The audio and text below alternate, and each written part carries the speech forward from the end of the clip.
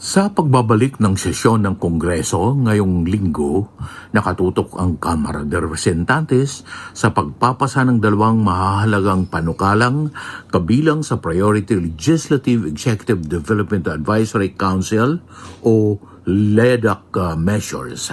Sinabi ni House Majority Leader Alexander Sandro Marcos na kabilang sa mga inaasahang maipapasa sa huling pagbasa ang National Land Use at ang mga amyenda sa Pantawid Pamilyang Pilipino Program o 4Ps Act.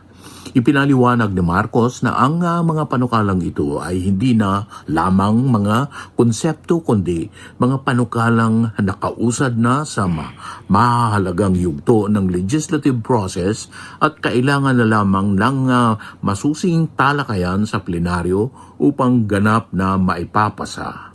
Ang National Land Use Act ay inaasahang magbibigay ng matagal ng hinihintay na balangkas para sa maayos na paggamit ng lupa sa buong bansa, habang layunin naman ng mga amyenda sa 4Ps na palakasin at palawakin ang programa ng pamahalaan para sa mga mahihirap na pamilya. Bago ang Holy Week break, nakapagpapasa na ang Kamara ng 18 LEDAC priority measures mula sa kabuoang 52 na patunay ng anyay masinop at disiplinadong paggawa ng kapulungan sa ilalim ng pamumuno ni Speaker Faustino Bogie III. Kabilang sa mga panukalang ito ang mga reforma sa enerhiya, edukasyon, digital payments at mga serbisyong panlipunan. Samantala, nasa kalendaro business na rin ang Anti-Political Dynasty Act, habang may iba pang mga panukalang nasa committee level at technical working group.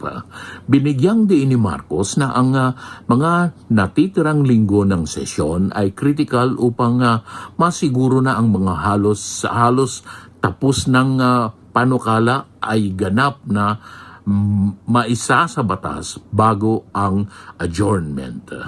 Mula sa Kamara de Representantes, Terence Mordeno Grana nagbabalita para sa Armed Forces Radio, Boses ng Kawal Pilipino.